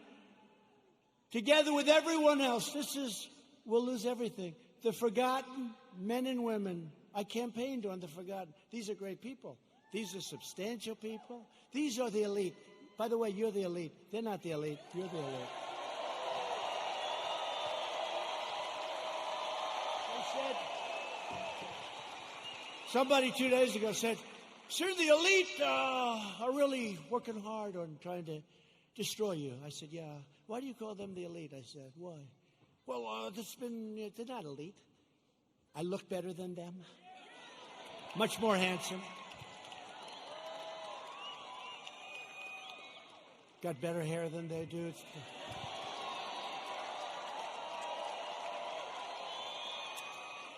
I got nicer properties. I got nicer houses. I got nicer apartments. I got nicer everything. I ran for politics once, just once in my life, and I became president of the United States. Once.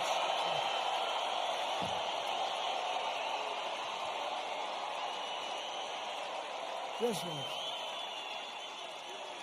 And hopefully, if you get out and vote, we'll do it one more time. We won't even toy with them about 3 or 4 more times. We won't.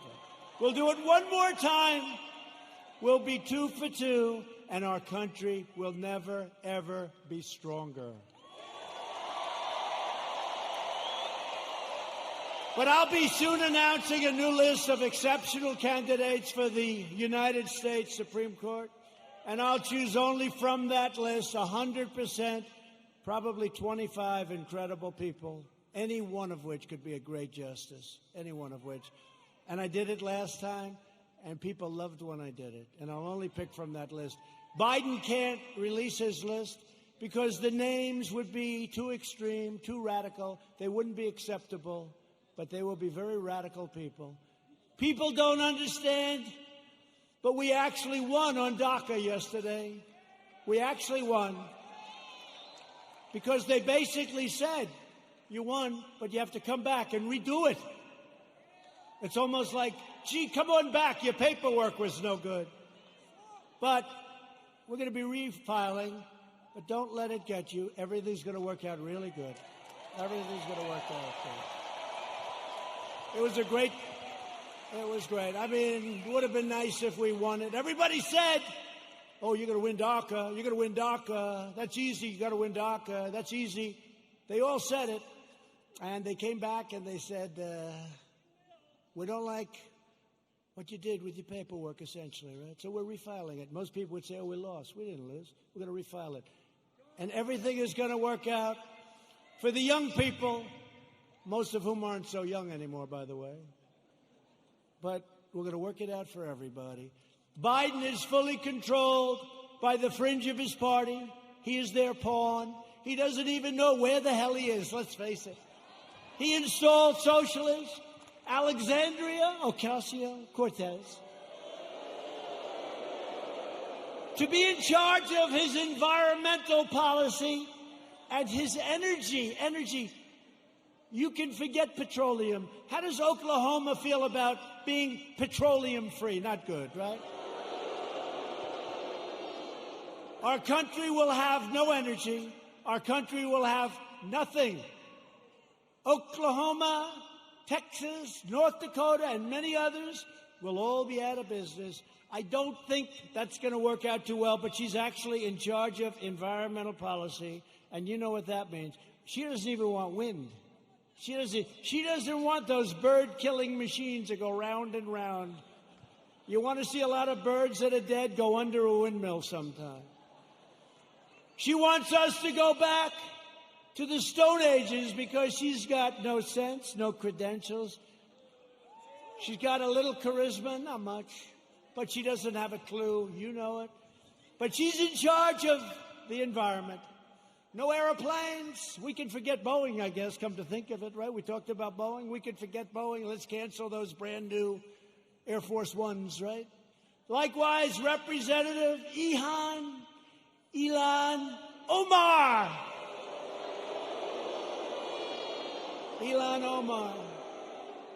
is going to be very much involved in a Biden government. They will put this hate-filled, America-bashing socialist front and center in deciding the fate of your family and deciding the fate of your country. I don't think so. She would like to make the government of our country just like the country from where she came, Somalia. No government, no safety, no police, no nothing, just anarchy. And now she's telling us how to run our country. No, thank you. And I think we're going to have a big victory in the state of Minnesota because they've had it. They've had it. Biden is a very willing Trojan horse for socialism. When Biden first ran for president over 33 years ago, remember I used to call him 1% Joe. He never got more than 1%. Until Obama took him off the trash heap. But he blatantly copied the speech of a British politician, even ripping off the man's personal biography and family history and claiming it was his own. He forgot to say he was born in America. Joe Biden is a shameless hypocrite. Since 2003, he has delivered fawning eulogies to the funeral, and at those funerals, of 3 leading supporters of segregation, including a former member of the KKK, and yet Biden is now smearing as racist tens of millions of people like yourselves, decent, hardworking Americans who he's never met, and he frankly probably doesn't want to meet. America should not take lectures on racial justice from Joe Biden, Sleepy Joe. A man who praised and partnered with segregationists, shipped millions of black American jobs overseas, and everyone else's jobs too, by the way. If I didn't come along, we're building auto plants, we're building everything. And there's never been a comeback like we're making right now. Never been. He hollowed out our middle class, including our black middle class, with open borders, trapped young children in failing government schools, built cages. Those cages were built by Obama and Biden. Look it up, 2014. And the fake news doesn't want to remember the picture of a cage for children. Remember the picture of the cage? And they said, President Trump. And then they realized that was in a newspaper, 2014, the same. Built by Obama and Biden, the cages. And they don't want to report the way it is. They know the way it is. They're not stupid. They sent young boys to fight in Iraq while the inner cities crumbled, helped the big banks while hammering community leaders, and made our cities less safe and secure for all. They've done a terrible job, and they shouldn't be awarded. They should not get rewarded with an election victory on November 3rd. It shouldn't happen. It'll destroy this country. Our country will be destroyed. We've all worked too hard. They don't know what the hell they're doing. Some do, actually, but in a very sinister way. Virtually every policy that has hurt black Americans for half a century, Joe Biden has supported or enacted. I've done more for the black community in 4 years than Joe Biden has done in 47 years.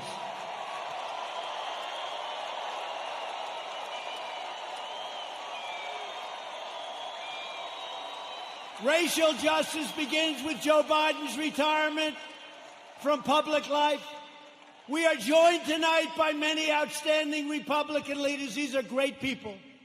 We have 2 of our most distinguished, hardworking, wonderful friends, senators. They do a great job. Senator Jim Inhofe and James Lankford, please stand up.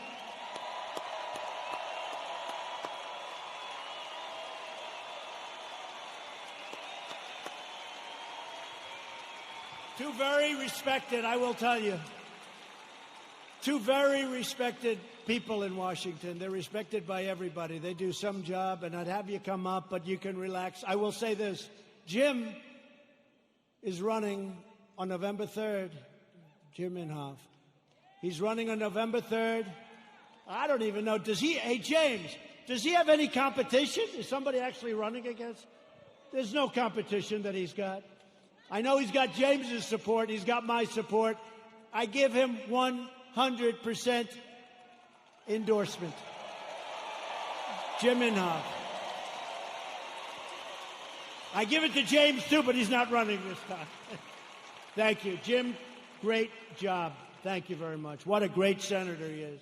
Also here is a man who's respected by so many. He's a little bit right of the people we've been talking about tonight. Senator Tom Cotton of the great state of Arkansas.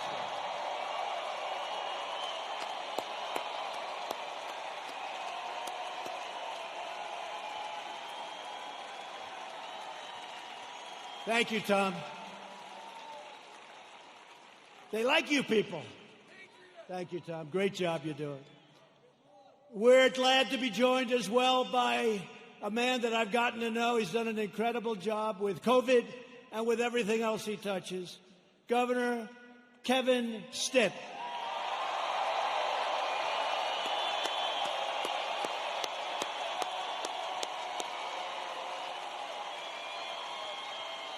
Thank you both. Thank you both for being here. Thank you. Lieutenant Governor Matt Pinnell. Thanks, Matt. Thanks, Matt. And Representatives Frank Lucas, Tom Cole, he's been here for a little while. He's done an incredible job.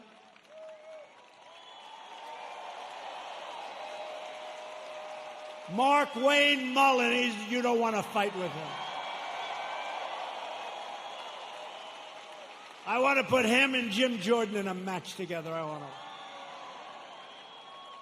Kevin Hearn, great job today, Kevin. The great Jim Jordan.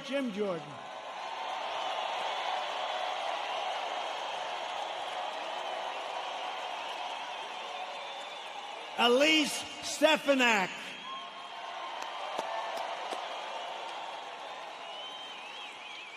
Lee Zeldin.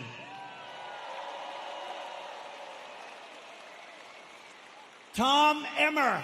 Tom, thank you. These are warriors, folks. These are great warriors. During the fake impeachment trial, I'll tell you what, there was nobody that could have done the job they've done. That includes the Senate and the House. These people are incredible. David Kutzoff. David.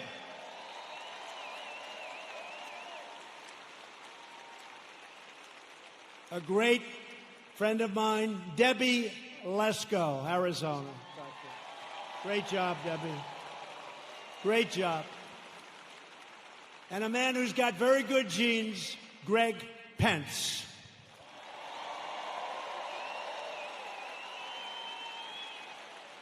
Thank you all. Great job. They're great people. They are. They're warriors. I'll tell you what. Not every person is, but this group is, and we have a lot of them in Washington. And we'll send Jim Inhofe back, and we'll send all of them. You'll send every one of them. They have to come back because they have been fighting for us, and they've been fighting for you, and they are just incredible, talented, tough, strong people that love your state a lot. So thank you very much. So we built the greatest single economy in the world. And then we say, not only the world, but actually in the history of the world, and they never even challenged me, so I guess I'm right. We did it. We had the best numbers anybody's ever had. We had the best employment numbers. African American, Hispanic American, Asian American. The best employment numbers in history. The best stock market numbers in history.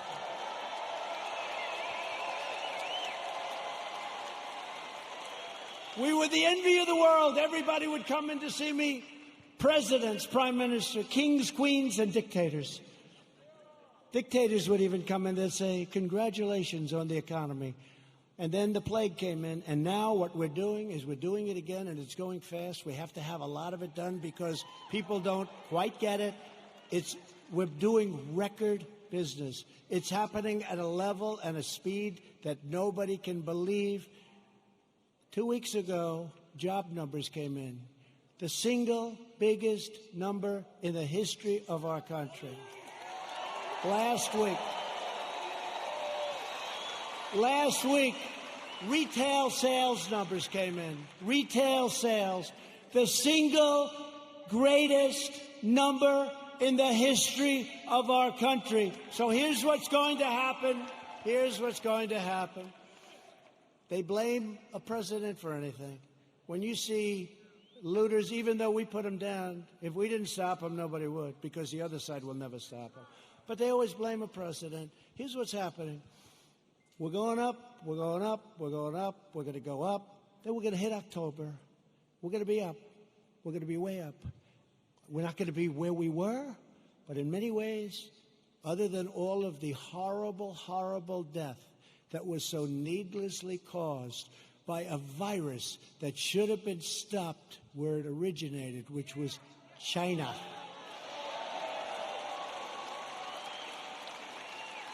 But we're going to go up, up, up, up, August, September, October. And people are going to say, man, this guy's doing a good job. He knows what he's doing. I don't believe the fake news anymore. And you're not going to want to lose your 401ks. And you're not going to want to lose all of that wealth that you've accumulated, whether it's real estate wealth or any wealth you can think, because it'll all come tumbling down if these people are put in charge, and if they double and triple and quadruple your taxes. It'll be a whole different ballgame. So I'm not putting any pressure on anybody, but in the end, we're going to have a phenomenal economy, and next year we're going to have a good third quarter. But next year, and I said it before, will be the single greatest year economically that we've ever had, okay?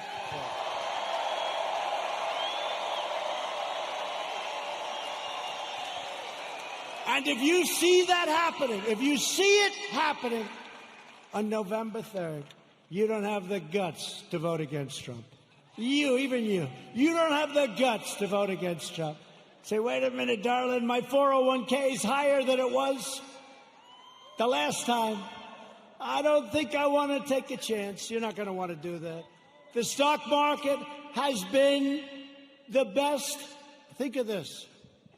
Go back 1 week and go back 50 days. In that 50-day period, it's the strongest 50 days in the history of the stock market. Think of it.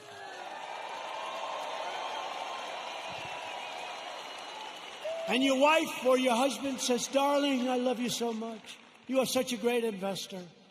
And all you did is just keep the same crap you had the first time. Right? Darling, I love you so much. You've always been a loser. You've always lost money. But now under President Trump, you're one of the greatest financial minds in our country. And all you did was keep your stock.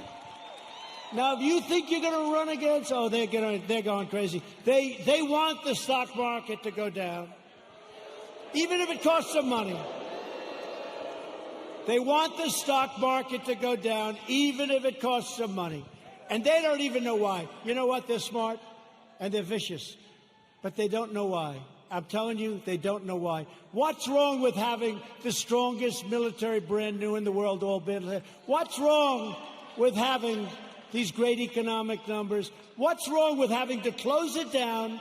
We saved millions of lives. You know, a lot of people say we should have gone herd. Let's go herd. Ask him, how are they doing in Brazil? He's a great friend of mine. Not good. You heard about Sweden, right? 2 months. Ask him how they doing in Sweden. We saved millions of lives, and now it's time to open up, get back to work, okay? Get back to work. I recently signed groundbreaking criminal justice reform.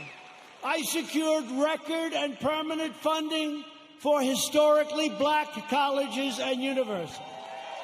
We slashed regulations and passed massive tax cuts to give black workers a pay raise like they've never, ever gotten before, and lift up black-owned businesses.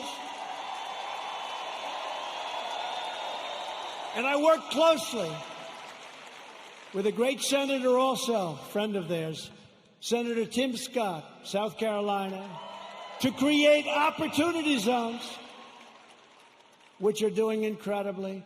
And since then, countless jobs and $100 billion of new investment, not government investment, have poured into 9,000 of our most distressed neighborhoods anywhere in the country. 9,000. Never happened before. Tim Scott. Today, I'm also announcing that I have directed Secretary of the Interior David Bernhardt to place the John Hope Franklin Reconciliation Park here in Tulsa on the African American Civil Rights Network. So many of my friends have been asking me to do that. So many of my friends, including these great politicians. So we're going to do that. It'll be done very quickly. We will forever remember and honor the courageous people who helped build this state and this country. Democrats are stoking division in order to distract from their decades of failure on schools, jobs, housing, justice, and crime. In major city public schools run by Democrats, over 2/3 of students are falling behind in reading and math, and I think the numbers are worse than that. But Democrats would rather deny these children the future they deserve than allow them to attend the charter, public, private, religious, or independent schools of their choice. Pro-choice. Pro-choice. Pro-choice for schools.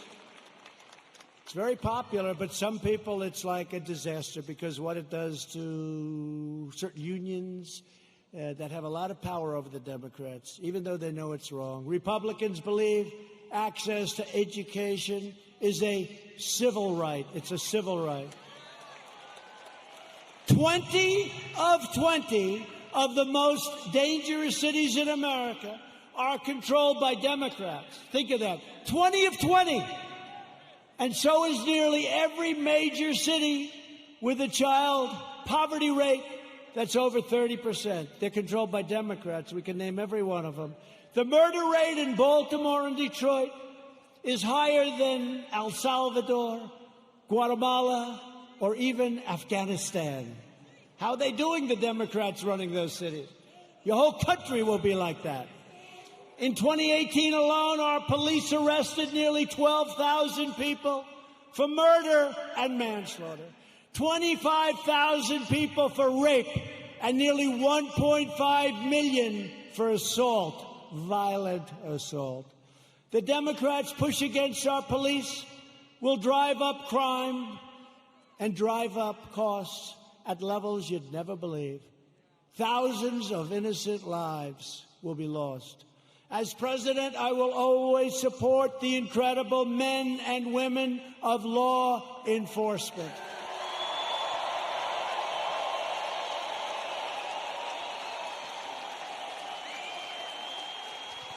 A vote for Republicans is a vote for better schools, better jobs, safer families, and stronger communities for all Americans. There is a limit to what we can together achieve with 4 more years. With your help, we will lift millions of our citizens from welfare to work, dependence to independence, and poverty to prosperity. That's what's happening. That's what's happening. And that was happening at a level that nobody ever thought they'd see. It was happening before this COVID came in. It was happening at a level that nobody believed possible. And then China sent us the plague. Thank you very much. We will protect Medicare and Social Security for our great seniors, and will always protect patients with pre-existing conditions. Always. Always. We will appoint more judges to interpret the Constitution as written. We will end deadly sanctuary cities. We will finish the wall, which has now 212 miles built and beautiful. 212 miles. That's a lot of miles. And let me tell you, you think that was an easy one? That was a tough one. That party was totally unified against building the wall. You know, in the end, they gave up. You know what happened? They realized it was a bad issue for them because these open borders, I love when they fight for open borders, because anybody that wants an open border coming in from rough areas, there's something wrong with those people. So did you notice in the end, it was like, just leave us alone, build your wall, just leave us alone. I said, thank you very much.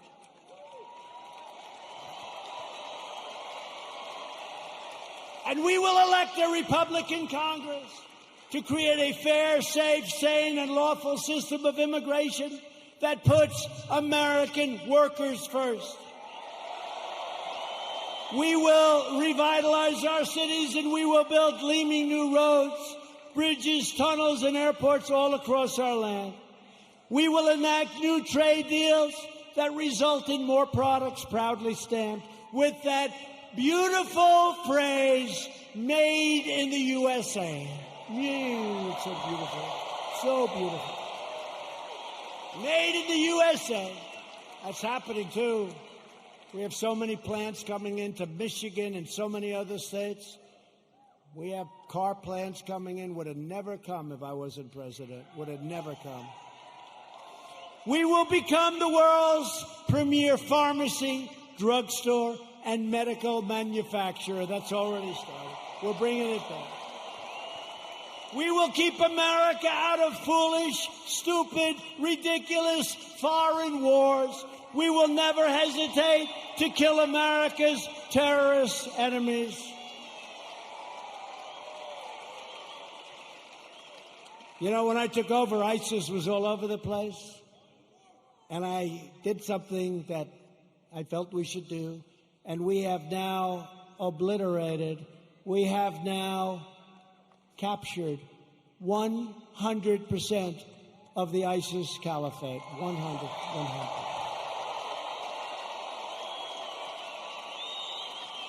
And like our depleted military when I took over, like our empty shelves medically when I took over, like all of the things that when I took over it was a mess, we have done a job. You had to see what ISIS was doing.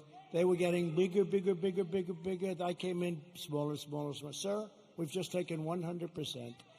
We will launch a new age of American ambition in space, and the United States will be the first nation to land on Mars. Good program.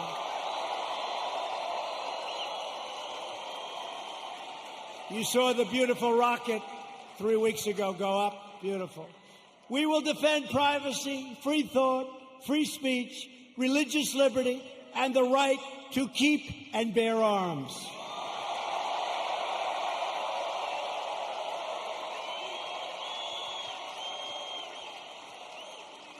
And when you see those lunatics all over the streets, it's damn nice to have arms. Damn nice. Interesting how all of a sudden people understand it, right? You couldn't sell it. Now people understand it. The right to keep and bear arms will protect your Second Amendment. Above all, we will never stop fighting for the sacred values that bind us together as one America.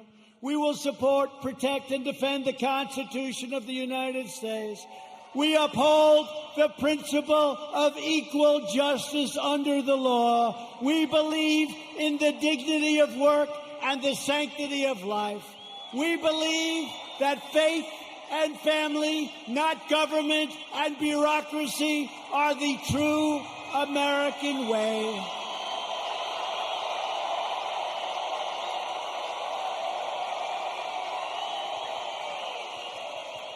We believe that children should be taught to love our country, honor our history, and always salute our great American flag.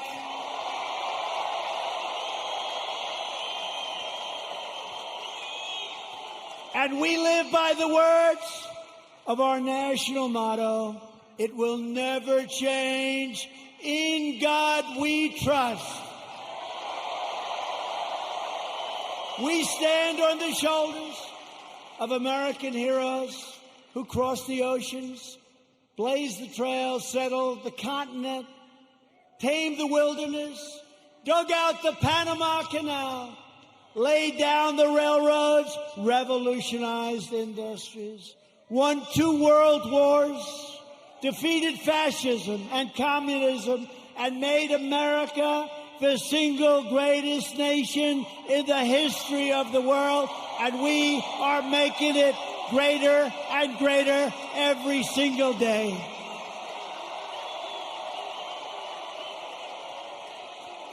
Proud citizens like you help build this country, and together we are taking back our country. We are returning the power to you, the American people. With your help, your devotion, and your drive, we are going to keep on working.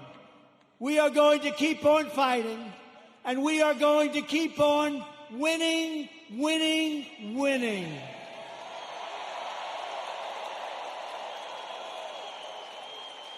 We are one movement, one people, one family, and one glorious nation under God. America will soon be thriving like never before because, ladies and gentlemen of Oklahoma, the best is yet to come.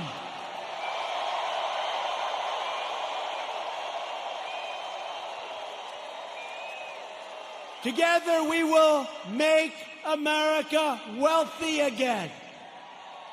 We will make America strong again.